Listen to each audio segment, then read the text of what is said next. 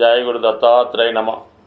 ఈ వీడియోలో మనం డిసెంబర్ 1వ తారీఖు నుంచి 7వ తారీఖు మధ్యలో జరగబోయే వార ఫలాలు మేషరాశి వారికి ఏ విధంగా ఉండబోతుంది అన్న విషయాన్ని మనం పరిశీలిద్దాం.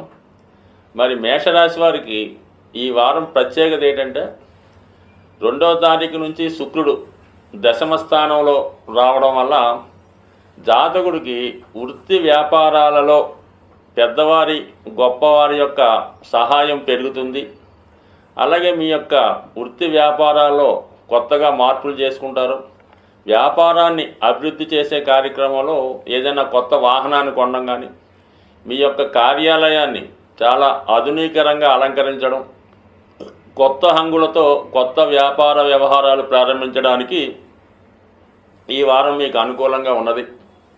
అలాగే ధనస్థానంలో ఉన్నటువంటి గురుగ్రహం వక్రగమనంలో ఉన్నప్పటికీ కూడా నవాంశలో కర్కాటకంలో ఉచ్చులో ఉండడం వల్ల జాతకుడు స్థిరాస్తులు కొనే ఆలోచన సఫలీకృతమయ్యే అవకాశం ఉంది. అలాగే ఈ రాశిలో ఉన్నటువంటి పెద్దవారికి భక్తులకి ఏంటంటే ఏదైనా పుణ్యక్షేత్రాన్ని దర్శించి అక్కడ ఆనందంగా ఒక 2-3 రోజులు గడిపి వచ్చే అవకాశం ఉంది. అలాగే ఎవరైనా విదేశ ప్రయాణాలు, దూర ప్రాంత ప్రయాణాలు చేద్దామనుకున్న వారికి గురువు యొక్క స్థితి అనుకూలంగా ఉంది. అలాగే మీ కుటుంబ సభ్యుల యొక్క అనుకూలత మీకు కలుగుతుంది. కుటుంబంలో ఏదో ఒక శుభకార్యం జరగడం వల్ల కుటుంబ సభ్యులందరూ కూడా చాలా ఆనందంగా హ్యాపీగా ఉంటూ కొందరు దైవ కార్యక్రమాల్లోనూ ఆధ్యాత్మిక కార్యక్రమాల్లో కూడా పాల్గొనే అవకాశం ఉన్నది.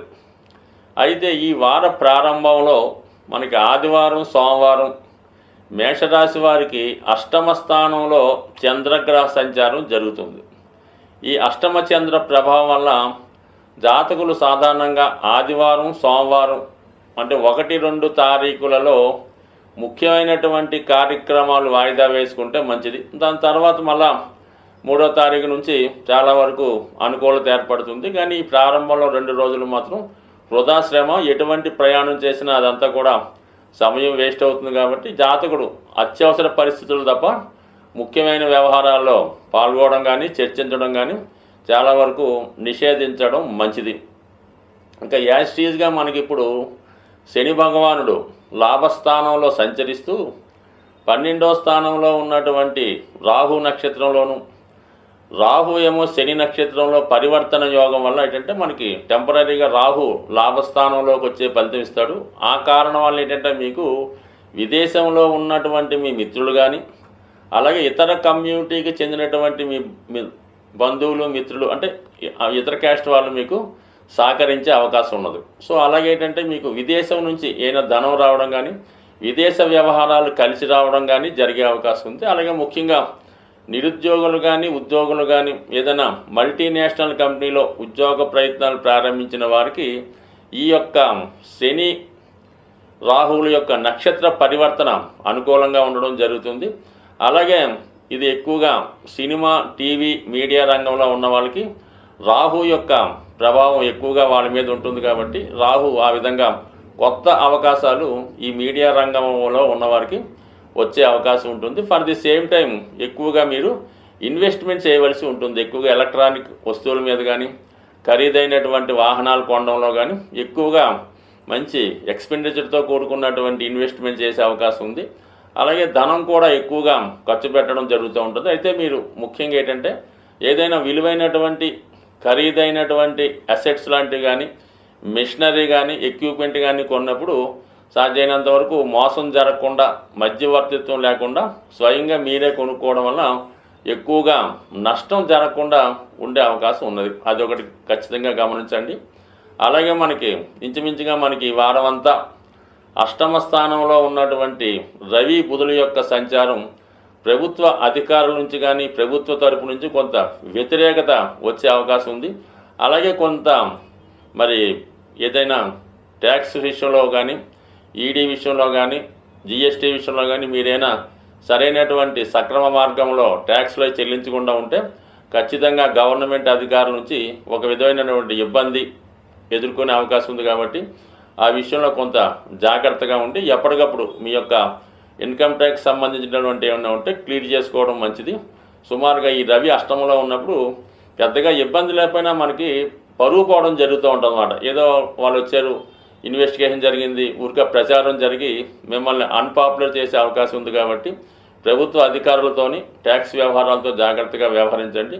అలాగే బుధుని యొక్క వక్రగమనం కూడా మీ నుంచి మీకు కావలసిన వాళ్ళే మీ మీద ఏదైనా రిపోర్ట్ చేసి ఏదో ఇన్ఫర్మేషను ఈ డిపార్ట్మెంట్ వాళ్ళకి ఇచ్చి మిమ్మల్ని ఇబ్బంది పెట్టే అవకాశం ఉంది. కాబట్టి జాగ్రత్తగా ఆలోచించి నిర్ణయం తీసుకోండి. ఈ వారంలో మరి సుబ్రహ్మణ్య షష్ఠి రాబోతుంది. డిసెంబరు 7వ తారీఖున సుబ్రహ్మణ్య షష్ఠి, అలాగే 6వ తారీఖున నాగ పంచమి రావడం జరుగుతూ ఉంటుంది. ఈ రెండు కూడా ఎవరి జన్మ జాతకంలో సర్పదోషం లాంటిది ఉంటుందో వాళ్ళు దాని పరిహార నిమిత్తం ఈ 2 రోజులు కూడా విధి విధానంగా సుబ్రహ్మణ్య స్వామిని ఆరాధించడం వల్ల వారి జాతకంలో ఉన్నటువంటి సర్పదోషం పరిహారం అయ్యే అవకాశం ఉన్నది.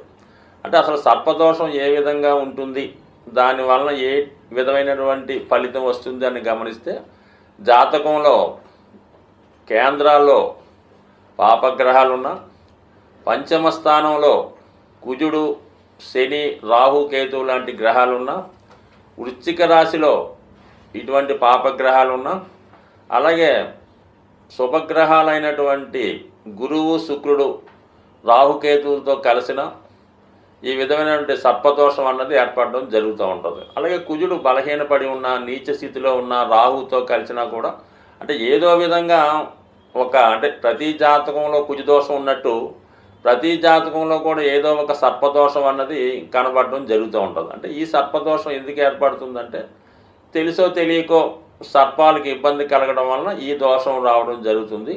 ఇది 7 తరాలుగా జాతకుడిని బాధించే అవకాశం ఉంది. అంటే మీ పూర్వీకులు 7 తరాలుగా అటు ఇటు వాళ్ళు ఏ దోషం చేసినా అది కుటుంబంలో అందరికీ రావాలనే ఏం లేదు, ఎవరో ఒకరికి రావచ్చు. మళ్ళా అది ఎక్కువగా ఈ సర్పదోషం మరి పిల్లలు కలగడంలో ఆలస్యం అవుతుంటుంది. ఎవరి జాతకంలో ఈ సర్పదోషం ఉన్నా వాళ్ళకి ఏమవుతుందంటే సంతానం లేటుగా పుట్టడం, పుట్టినవారు చాలా బలహీనంగా ఉండడం, ఆరోగ్యకరంగా లేకపోవడం, విద్య రాకపోవడం, ఏదో ఒక రోగం వస్తూ ఉంటుంది.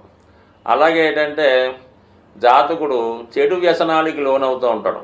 తల్లిదండ్రులను హింసించడం, ఇంట్లో డబ్బులు పట్టిపోయి ఖర్చు పెట్టడం, తాగుడు లాంటి కార్యక్రమాలు చేపట్టడం, పగలంతా నిద్రపోయి రాత్రులంతా మేల్కొని వివిధ ప్రాంతాల్లో సంచరించడం, ఇవన్నీ కూడా జాతకుడి యొక్క సర్పదోషానికి కారణమవుతూ ఉంటాయి.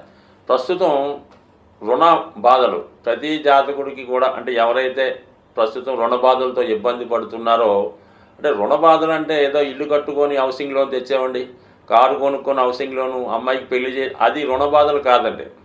మీరు ఏదన్నా వ్యసనానికి లోనై ఏదో పేకాట డబ్బులు పోగొట్టుకోనో, ఆన్లైన్లో డబ్బులు పోగొట్టుకోనో, ఉద్యోగంలో డబ్బులు వాడేసి, యజమాని డబ్బులు వాడేసి అది బాగిపడడం అన్నది రుణం తప్ప, మన బాధ్యత కోసం పిల్లల్ని చదివించడానికి, తల్లిదండ్రులను వైద్యం చేయడానికి అప్పు చేయడం అంటే ఆ అప్పుల బాధలు మీకు నష్టం లేదు, దానివల్ల మీకు పెద్దగా ఇబ్బంది ఉండదు. ఈ విధంగా మీరు వ్యసనానికి లోనై స్త్రీలకి డబ్బు వ్యసనం పెట్టడం, పేకాట ఆడడం వల్ల చాలామంది అప్పుల పాలు అవుతుంటారు. అది అప్పుల పాలు అవటం వాళ్ళు ఎక్కువ ఇబ్బంది పడుతుంటారు. అటువంటి వాళ్ళు ఈ నాగపంచమి, సుబ్రహ్మణ్య షష్ఠి రోజు విధి విధానంగా వీలైతే ఉపవాసం ఉండి సుబ్రహ్మణ్య స్వామి ఆలయాన్ని దర్శించి మరి విధి విధానంగా స్వామిని పూజించుకోవడం వల్ల, అంటే ఏదో ఒక్కరోజు చేయడం వల్ల సరికాదు, ఆ రోజు ఒక దీక్షగా మనం ఈ రోజు నుంచి ఈ నియమం పాటించాలనుకొని కంటిన్యూ చేసుకుంటూ దగ్గరలో ఉన్నటువంటి సుబ్రహ్మణ్య క్షేత్రాన్ని దర్శించడం వల్ల, ముఖ్యంగా సుబ్రహ్మణ్య స్వామికి బెల్లం పానకం, చెరుకు రసం, తేనె, పాలు, అలాగే చలివిడి నైవేద్యంగా పెట్టి విధి విధానంగా పూజించడం వల్ల కంపల్సరిగా మీకు సర్పదోషం తొలగి మీరు మీ కుటుంబం అంతా సంతోషంగా ఉంటారని ఆశిస్తూ స్వస్తి.